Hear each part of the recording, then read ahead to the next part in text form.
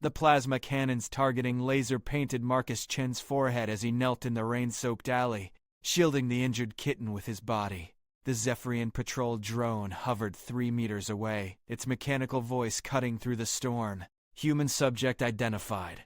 Violation of Quarantine Protocol 77 Alpha detected. Unauthorized contact with local fauna. Termination authorized. Marcus pressed the trembling orange tabby closer to his chest, feeling its rapid heartbeat against his ribs. Blood seeped from a gash on the creature's hind leg where debris from the morning's orbital bombardment had struck it. The kitten's green eyes looked up at him with trust he didn't deserve, not when he was about to get them both killed. "Please," he whispered to the drone, knowing it was useless. Zephyrian war machines didn't process mercy. It's just a cat. The targeting laser intensified. Marcus closed his eyes and waited for the end. Override command acknowledged. "Stand down immediately!" The voice came from directly above. Marcus looked up to see a sleek Zephyrian transport descending through the storm clouds, its hull bearing markings he'd never seen before. Not military, but something else. Royal insignia. The patrol drone's weapons powered down instantly. Command authority confirmed. Withdrawing to designated perimeter. The transport settled onto the cracked pavement with barely a whisper. Its boarding ramp lowered, revealing a figure that made Marcus's breath catch in his throat. She was tall and elegant, with the characteristic silver skin and triple-jointed limbs of the Zephyrian nobility, but there was something different about her bearing. Where other Zephyrians moved with cold efficiency, she carried herself with fluid grace. "You may rise, human," she said in perfect English, though her accent carried notes Marcus had never heard before. "My name is Seraph Yila'thren. I am observing this sector." Marcus struggled to his feet, still cradling the injured kitten. "I know I broke the rules, but it was hurt, and I couldn't just... show me." The command was gentle but absolute. Marcus carefully extended his hands, revealing the wounded animal. The kitten mewed softly, one small paw reaching toward the approaching Zephyrian. Seraph Yila'thren stopped just short of touching distance. For a long moment she simply stared at the creature in Marcus's hands. Her large crystalline eyes seemed to shift through different spectrums of light as she studied the interaction between human and animal. "Curious," she murmured. "In our archives, such behavior is classified as statistically improbable." What behavior? Risking death for a creature that provides no tactical advantage. Her head tilted at an angle impossible for human anatomy. "Our projections suggested your species would prioritize self-preservation above all other considerations." Marcus felt heat rise in his chest despite the cold rain. "Your projections were wrong." Something flickered across Seraph Yila'thren's features. "Indeed. This presents complications for current strategic assessments." She gestured toward her transport. "You will accompany me, both of you. I'm not leaving Earth. Earth is scheduled for resource extraction in 72 hours. Remaining here guarantees your death." Her voice remained calm, almost conversational. "However, your recent actions suggest you may possess qualities relevant to an ongoing evaluation." Marcus looked down at the kitten, then back at the imposing alien vessel. Every instinct screamed that this was a trap, but the alternative was certain death when the extraction crews arrived.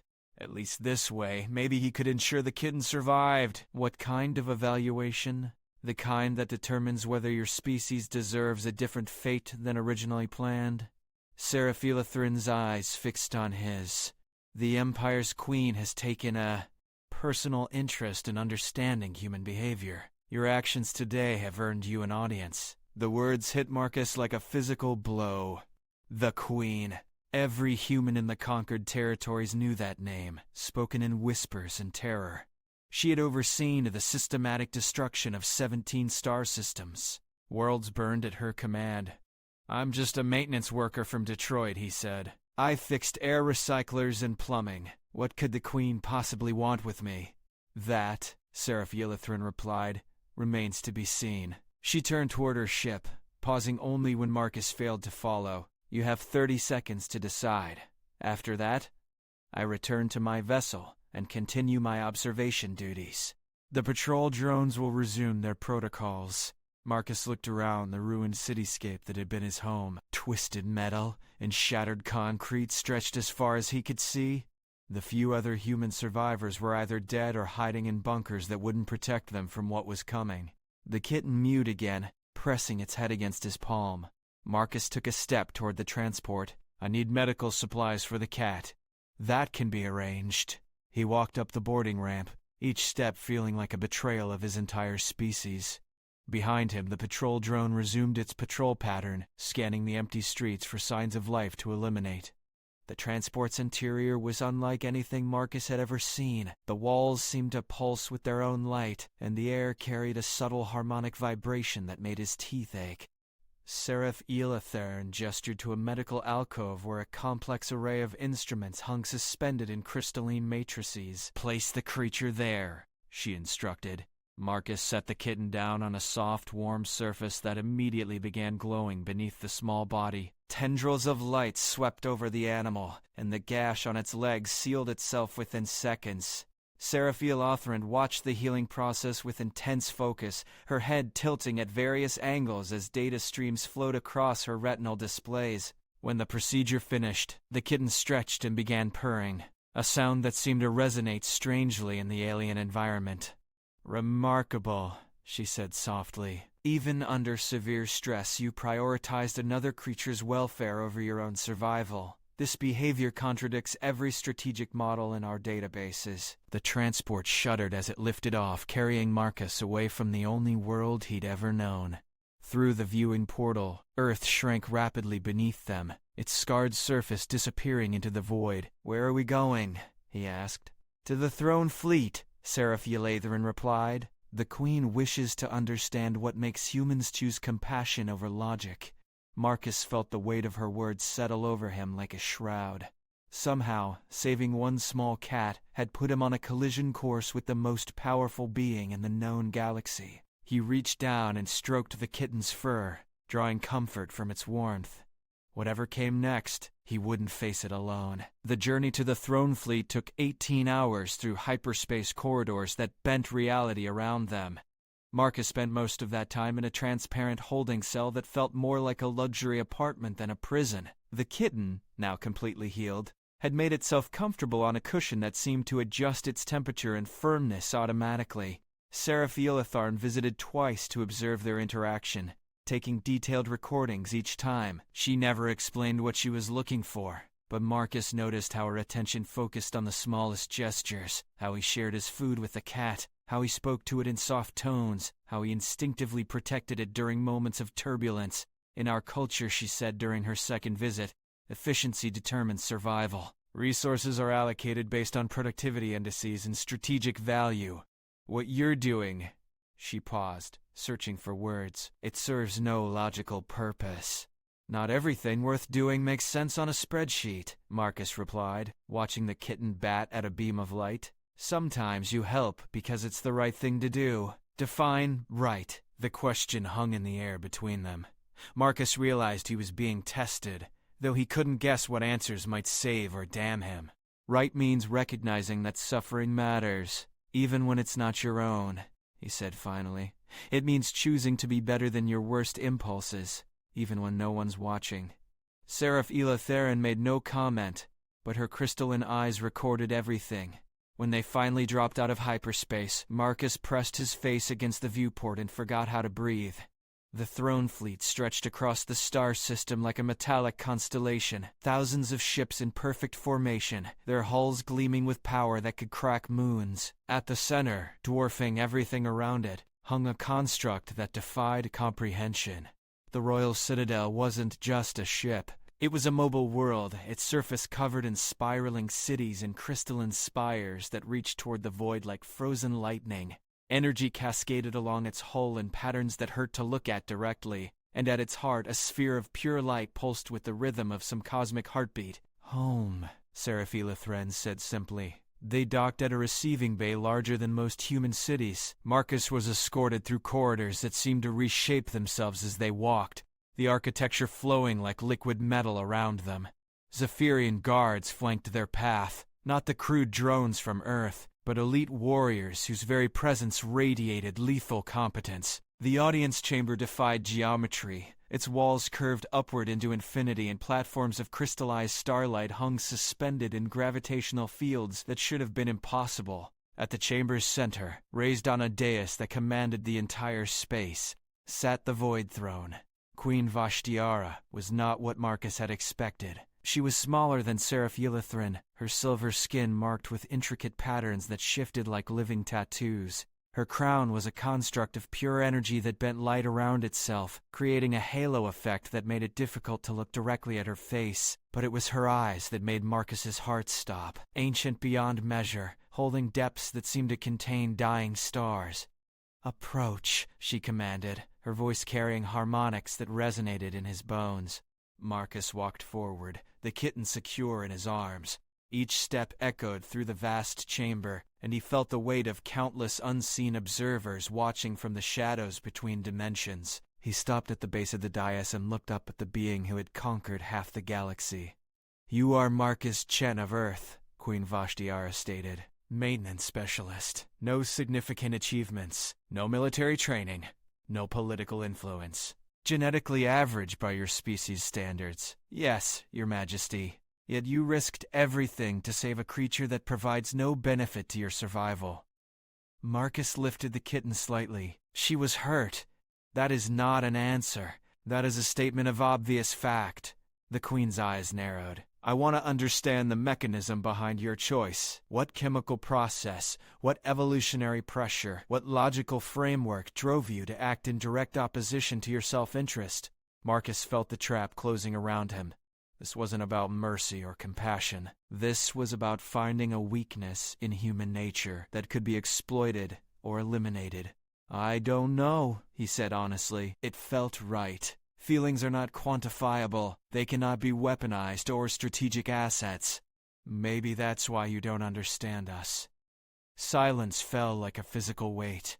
Every figure in the chamber went perfectly still, and Marcus realized he might have just signed humanity's death warrant with his words. Queen Vashti'ara leaned forward slightly, her energy crown flaring brighter. "Explain. You want to understand us like we're an equation to be solved," Marcus said, knowing he was past the point of caution. "But the thing that makes us human isn't something you can put in a database. It's the choice to care, when caring costs you something. It's doing the right thing even when no one's watching, even when it doesn't benefit you. Such behavior is inefficient. It leads to extinction." "Does it?"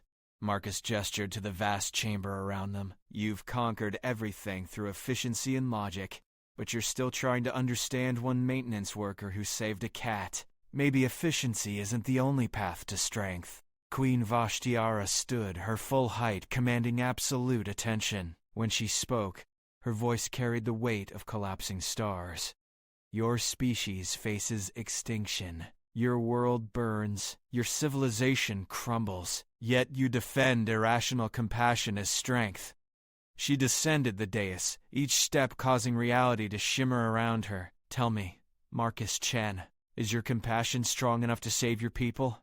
The question hung between them like a blade. Marcus looked down at the kitten in his arms, then back at the most powerful being in the galaxy. "I don't know," he said, "but I'm willing to find out."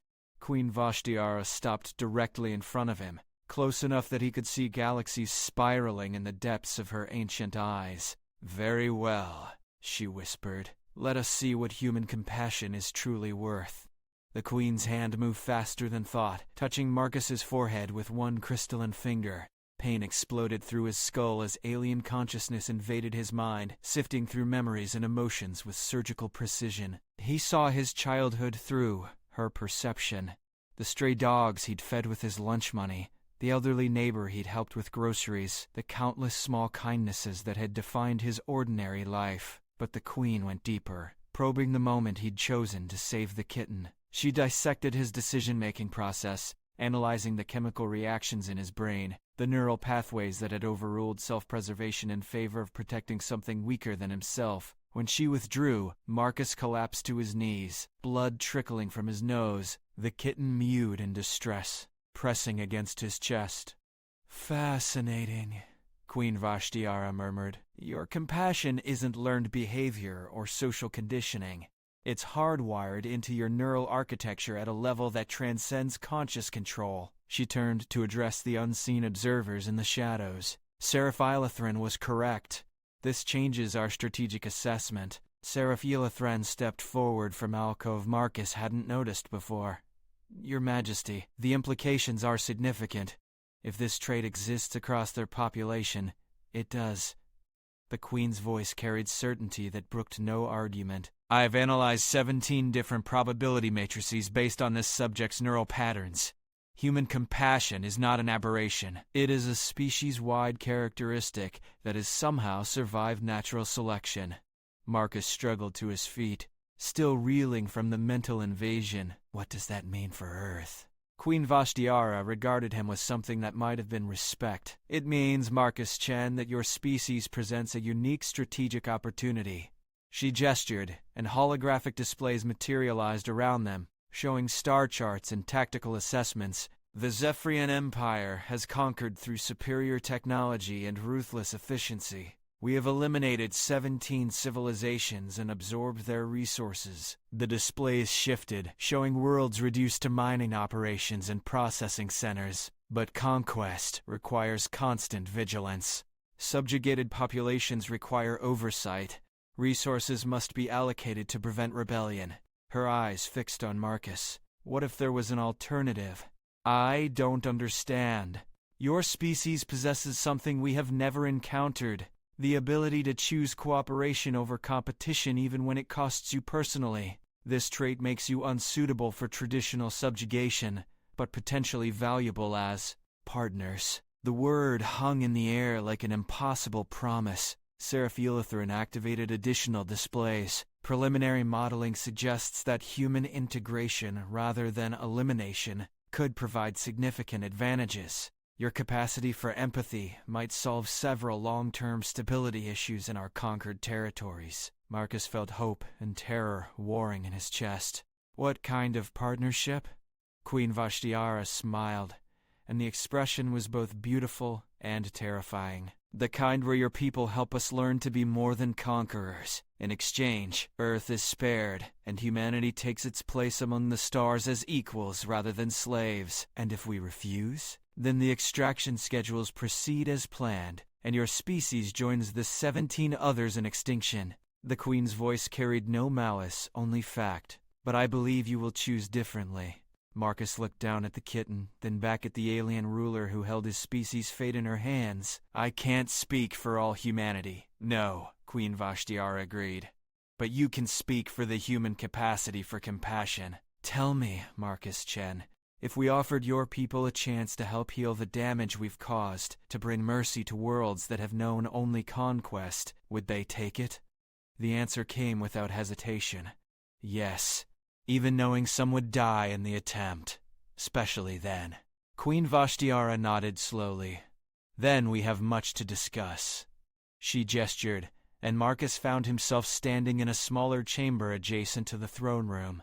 The walls here were transparent, offering a view of the throne fleet that stretched to infinity.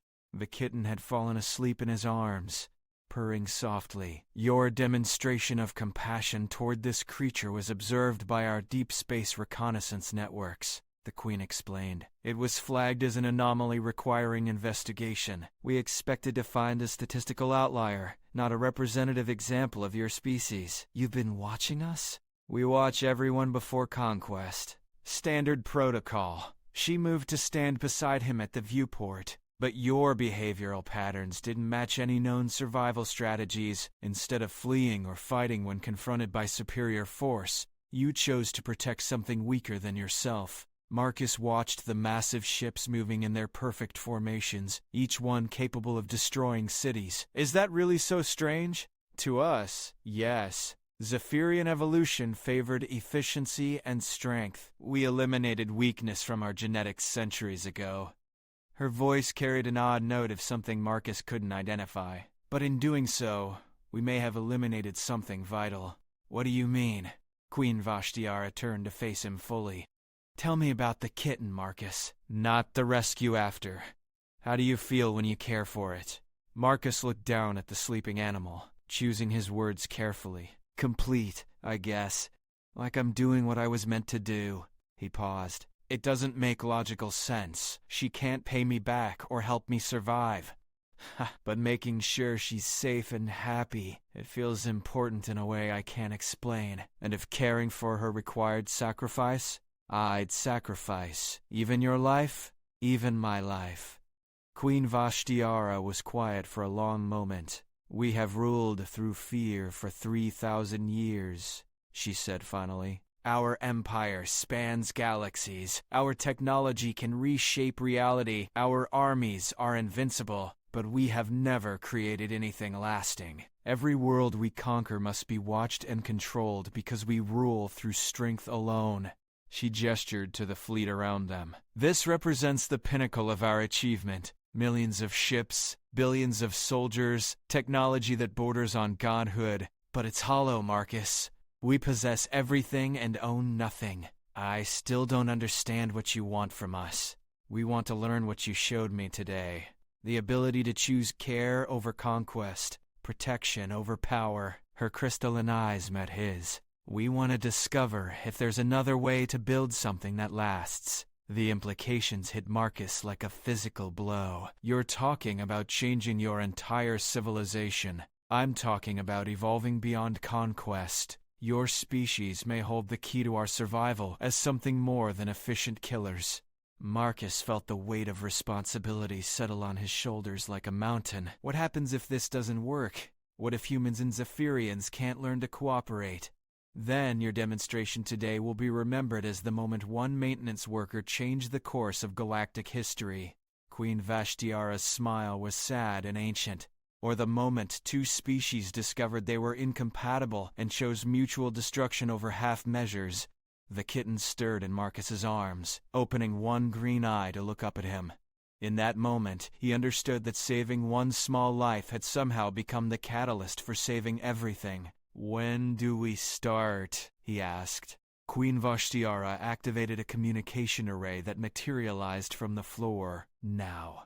The next phase began immediately. Queen Vashti'ara summoned her military council, and Marcus found himself standing before the most powerful beings in the Zephyrian Empire, trying to explain human nature to creatures who had evolved beyond emotions. General Caxtor, Supreme Commander of the Imperial Fleet, was the first to voice objections. This human speaks of sacrifice and compassion as strengths, but his species lost their homeworld in 4 days. Their military offered futile resistance. Their leaders surrendered or fled. Where is the strategic advantage in such behavior? Marcus set the kitten down on the crystalline conference table, where she immediately began exploring the strange surface. Every eye in the room tracked her movement. The advantage isn't in individual battles, Marcus said. It's in what happens after. When you conquer a world, how much of your strength do you have to dedicate to controlling it? Approximately 30% of our fleet maintains occupation duties, Admiral Vexhara admitted reluctantly. And how many rebellions do you face annually? Classification restrictions prevent. Answer him, Queen Vashti'ara commanded. 47 active insurgencies across our territory, the general replied, each requiring significant resources to contain. Marcus nodded, though his heart was racing. He was improvising everything, gambling that human insight might offer solutions Zephyrian logic couldn't reach. What if instead of controlling through fear, you offered something they wanted to protect? What if conquest became partnership? Impossible. Inferior species cannot be trusted with autonomy. But what defines inferior? Marcus picked up the kitten, who purred contentedly in his hands. 2 hours ago, you would have classified this creature as worthless. No intelligence, no technology, no strategic value. But keeping her alive makes me stronger, not weaker. It gives me something to fight for. The military leaders exchanged glances that Marcus couldn't interpret. Seraph Yila'thren stepped forward. The human raises valid concerns about resource allocation. If partnership reduced our occupation requirements, partnership implies equality. General Caxtor interrupted. We are superior in every measurable category. Are you? Marcus asked quietly. The room went dead silent. Are you superior in every category that matters? Marcus continued, knowing he was walking into dangerous territory. Because from where I'm standing, You've spent 3,000 years conquering everything you can reach, and you still don't understand what makes life worth living? Queen Vashti'ara raised one hand, preventing the general's response. Explain.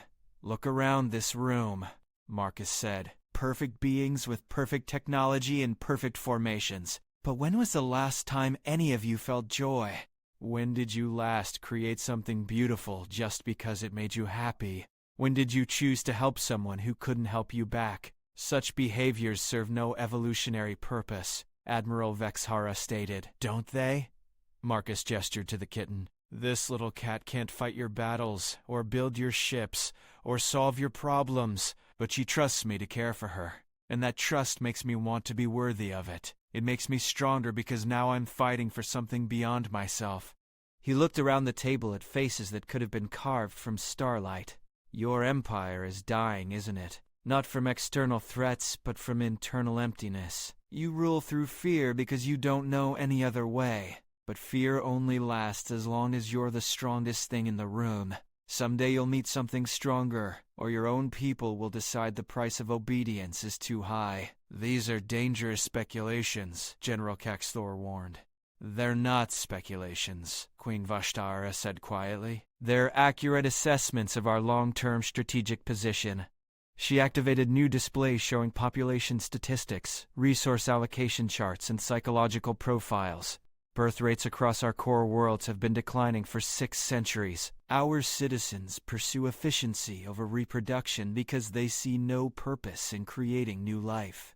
Military conscription rates are falling despite our expansion because our own people increasingly view conquest as meaningless. The data painted a picture of civilization in slow collapse, not from external pressure, but from internal decay. We face a choice, the Queen continued. Evolve or stagnate, find new meaning or accept extinction. Marcus felt the weight of the moment crushing down on him. The fate of 2 species balanced on his next words. What if we tried something different, he said. What if instead of humans learning to be like Zephyrians, we learned from each other? You teach us your technology and efficiency. We teach you our compassion and creativity. Together, maybe we build something neither species could achieve alone. And if this experiment fails? Admiral Vashti'ara asked.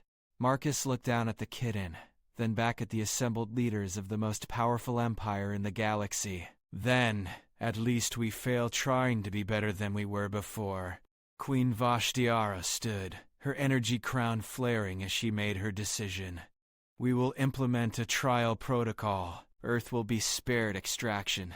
Human volunteers will be integrated into our administrative and diplomatic corps. Zephyrian advisors will assist in rebuilding your infrastructure according to improved standards. And if the humans prove incompatible?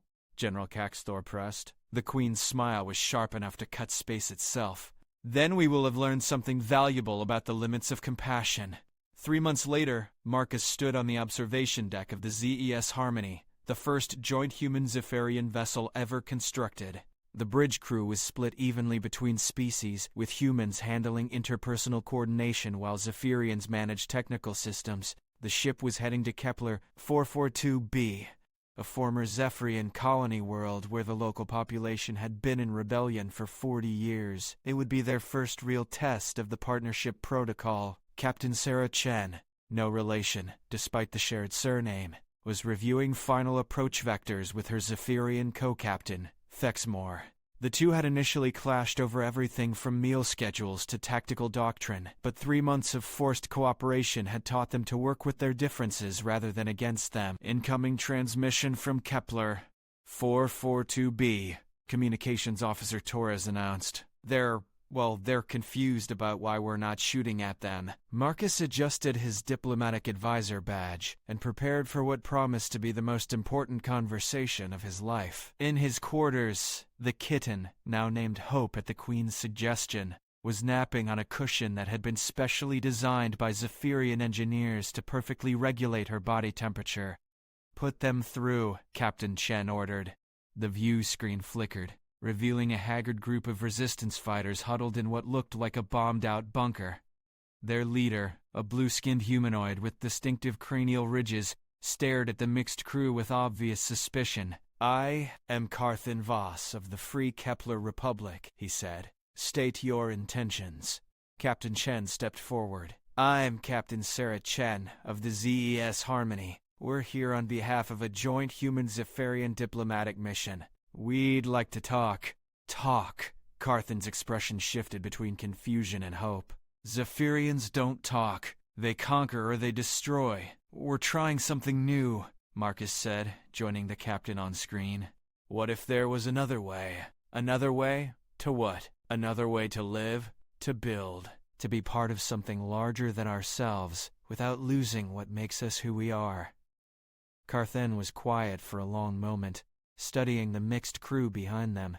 "And if we don't want to be part of your empire, then you don't have to be," Captain Chen replied. "We're not here to conquer. We're here to offer partnership. You keep your autonomy, your culture, your right to self-determination.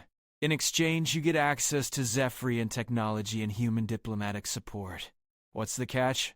Marcus smiled, thinking of a small orange cat sleeping peacefully in quarters designed by former enemies. "The catch is that you have to trust us, and we have to trust you. And together, we have to prove that there's another way to reach for the stars." 6 hours later, representatives from Kepler 442b met them in person aboard the Harmony. The negotiations were tense, with decades of mutual distrust creating barriers that seemed impossible to bridge. But slowly, carefully, the framework of partnership began to take shape. It wasn't perfect. There were shouting matches and walkouts, and moments when Marcus was certain the whole experiment would collapse into violence. But every time the process seemed ready to break down, someone would choose cooperation over conflict, understanding over hostility. By the end of the week, they had a preliminary agreement. Kepler 442b would maintain its independence while accepting technological assistance and diplomatic support from the joint partnership. In exchange, they would serve as an administrative hub for further expansion of the cooperation protocols. As the Harmony departed for its next assignment, a mining world where Zephyrian overseers had never bothered to learn the names of their human workers, Marcus realized that Queen Vashti'ara had been right. What they were building wasn't just a political alliance, it was evolution. Back on the Royal Citadel, Queen Vashti'ara reviewed the reports from Kepler 442b with something approaching satisfaction. The experiment was working, though not in ways anyone had anticipated. Human compassion didn't make Zephyrians more efficient, it made them more creative. Zephyrian logic didn't make humans more ruthless, it made them more effective. The combination was producing results that neither species could have achieved alone. General Caxtor entered her private study, his bearing suggesting news of significant importance. "Your Majesty, we've received responses from 14 additional resistance movements across the Outer Rim. They're requesting diplomatic contact under the new protocols." "Approved. Assign joint crews to each mission." "There's more." The general paused, clearly struggling with what he was about to report. 3 core worlds have formally petitioned for human cultural advisors. They want to learn about recreational activities and artistic expression. Queen Vashti'ara felt something she hadn't experienced in centuries. Genuine surprise. Our own people want to learn human customs? "It appears that efficiency without purpose leads to emptiness," the general admitted reluctantly. "Our citizens are discovering that humans possess qualities we abandoned long ago." The Queen turned to gaze out at the fleets surrounding her citadel. Thousands of ships that represented absolute power, but increasingly felt like a hollow monument to conquest without meaning. "Perhaps," she said quietly, "it's time for the Zephyrian Empire to learn what it means to care for something smaller than ourselves." In the distance, the Zephyrian Harmony jumped to hyperspace, carrying its mixed crew toward another world that had never expected mercy from the stars. Aboard that ship, a maintenance worker from Detroit scratched behind the ears of a small orange cat and marveled at how one act of simple kindness had somehow changed the fate of galaxies. The universe, it turned out, was vast enough for compassion after all. 2 years after the first diplomatic mission to Kepler, 442b, Marcus stood in the central plaza of New Geneva, humanity's first interstellar city. built on a previously uninhabited world using a fusion of human architectural principles and Zephyrian construction technology. It represented something unprecedented in galactic history, a society designed from the ground up around cooperation between species. The morning ceremony was about to begin. Representatives from 47 different worlds had gathered to formally establish the Galactic Compassion Accords, a treaty that would replace conquest-based expansion with voluntary partnership agreements. Queen Vashti'ara had traveled from the royal citadel specifically for this moment, bringing with her something that would have been unthinkable just 2 years earlier: a proposal to dissolve the Zephyrian Empire. Marcus adjusted his diplomatic robes, a hybrid design that borrowed from both human and Zephyrian formal wear, and checked the special carrier secured to his chest. Hope, now fully grown but still small enough to travel comfortably, purred softly as she watched the assembled crowds through the carrier's transparent panels. "Nervous?" asked Captain Chen, who had been promoted to Director of Interspecies Relations after the success of their early missions. "Terrified," Marcus admitted. 2 years ago I was fixing air recyclers. Now I'm supposed to give a speech about the future of galactic civilization. You'll be fine. Just remember what got us here." Marcus looked around the plaza, where humans, Zephyrians, and dozens of other species mingled in casual conversation. Children of multiple species played together in the fountains while their parents conducted business that would have required armies to enforce just a few years earlier. "Sometimes I still can't believe any of this is real," he said. "Believe it," came a familiar voice. Seraph Yila'thren approached, her diplomatic insignia marking her as one of the chief architects of the new Federation. "The statistical probability of success was less than 3% when we began, yet here we are. What changed the odds? You did. All of you."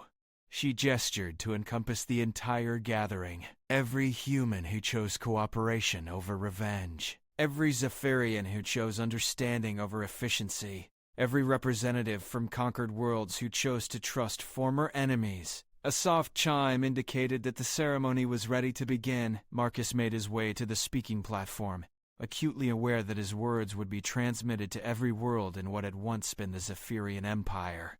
The crowd quieted as Queen Vashti'ara took her place at the ceremonial podium. Her energy crown had been replaced with something simpler, a circlet of crystallized starlight that emphasized wisdom rather than raw power. "Citizens of what was once called the Zephyrian Empire," she began, her voice carrying easily across the plaza. "Today we gather to formally acknowledge what has already become reality. The age of conquest is ending. The age of cooperation has begun." Murmurs of approval rippled through the assembly, but Marcus noticed tension in some of the Zephyrian delegates. Abandoning 3,000 years of cultural programming wouldn't happen overnight. "I stand before you not as an empress, but as the first elected chancellor of the Galactic Federation," the Queen continued. "This transition represents the most significant political transformation in recorded history, and it began with one human showing kindness to a creature that could offer nothing in return." All eyes turned to Marcus.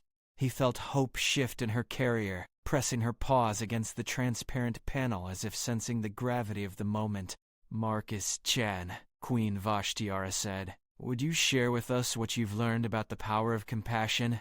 Marcus approached the microphone, his heart hammering against his ribs. Millions of beings across dozens of star systems were waiting for his words. 2 years ago I made a choice that seemed simple at the time," he began. "I chose to help something that was hurt, even though it cost me something, and gave me nothing in return. I thought I was just saving a cat." He paused, looking out at the diverse crowd before him. "But I learned that compassion isn't really about the thing you're helping. It's about who you become when you choose to help. Every act of kindness changes you, makes you more than you were before. And when enough people make that choice, it changes everything." Hope mewed softly, and the crowd chuckled at the sound being picked up by the microphones. The Zephyrian Empire was built on the idea that strength comes from taking what you want and keeping it through force. It worked for thousands of years, but it had a fatal flaw. It couldn't create anything lasting because it was based on fear rather than trust. Marcus gestured to the mixed crowd around him. "What we're building here is different. It's based on the radical idea that everyone, human, Zephyrian, or any other species, has something valuable to contribute. We don't have to choose between being strong and being kind. We can be both. Queen Vashti'ara stepped forward to stand beside him. The Federation Charter we're signing today enshrines principles that would have been impossible under our old systems, she said. No world can be forced into membership. No species can be considered inherently superior to any other. Every government has the right to self-determination within the broader framework of mutual cooperation. She activated a holographic display showing the new Federation's structure. Not the rigid hierarchy of empire, but a flexible network of voluntary partnerships. This will not be easy, she warned. There will be disagreements, conflicts, and moments when cooperation seems impossible, but we now have something worth protecting beyond our own individual interests. Marcus felt a warmth spread through his chest as Hope began purring louder, the sound somehow carrying clearly through the plaza's acoustic system. "We have each other," he said simply. The signing ceremony lasted 3 hours. Representatives from 47 worlds formally dissolved their former relationships with the Empire and entered into the new Federation as equal partners. Each signature represented billions of lives choosing trust over fear, cooperation over conquest. When it was over, Marcus found himself in the plaza's memorial garden, sitting beside a fountain dedicated to the 17 civilizations that had been lost before the partnership protocols were developed. Hope had been released from her carrier and was exploring the garden's carefully maintained ecosystem, which incorporated plant life from every world in the new Federation. "Second thoughts?" Seraph Yila'thren asked, settling beside him on the fountain's edge. "About the Federation? About my role in it?" Marcus sighed. "I'm still just a maintenance worker. I understand air recyclers and plumbing systems. I'm not qualified to help design interstellar civilization. Yet here we are." Marcus watched Hope investigate a cluster of flowers that glowed softly in the evening light, a species from one of the former resistance worlds that had been successfully integrated into multi-species ecosystems. "Do you think it will last? This partnership we've built?" Seraph Yila'thren considered the question seriously. Zephyrian projections suggest a 63% chance of long-term success, assuming current cooperation trends continue. But projections can only account for quantifiable variables. And the unquantifiable ones? Love, hope, the choice to care for something beyond yourself. She gestured to Hope, who had curled up for a nap beside an alien flower that seemed to glow brighter in response to her presence. Those factors can't be measured, but they might be the most important variables in our equation. Queen Vashti'ara's voice carried across the garden as she addressed a group of journalists from various worlds. The transformation from Empire to Federation represents more than political restructuring, she was saying. It represents evolution from a species that takes what it wants to one that builds what it needs. Marcus stood and carefully scooped up Hope, who protested sleepily before settling against his chest. "I should get her back to quarters. Tomorrow we're heading out to the Tau Ceti system to meet with the mining colonies there. More partnership negotiations, more conversations about what it means to build something together instead of taking it apart alone." As he walked toward the residential district, Marcus reflected on how dramatically his life had changed. 2 years ago, the idea of alien life had been pure science fiction. Now, he was helping to design the political structure that would govern relations between dozens of species across multiple galaxy clusters. But the fundamentals hadn't changed. It was still about choosing to help, choosing to care, choosing to be better than fear and isolation demanded. Hope purred against his chest, a small sound that somehow contained the promise of everything they were building together. In the distance, ships from across the new Federation prepared for departure to their home worlds, carrying with them the news that cooperation was possible, that strength could be built on something other than conquest, and that even the smallest act of kindness could change the course of history. The universe, Marcus realized, was finally learning to take care of itself.